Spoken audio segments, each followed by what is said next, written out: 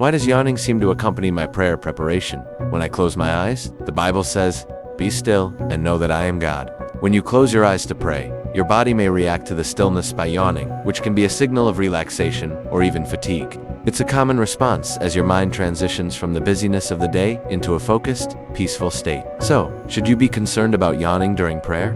No, instead of viewing it as a distraction, see it as your body's way of slowing down. Embrace this moment to prepare your heart for conversation with God. What does the Bible say about your problems?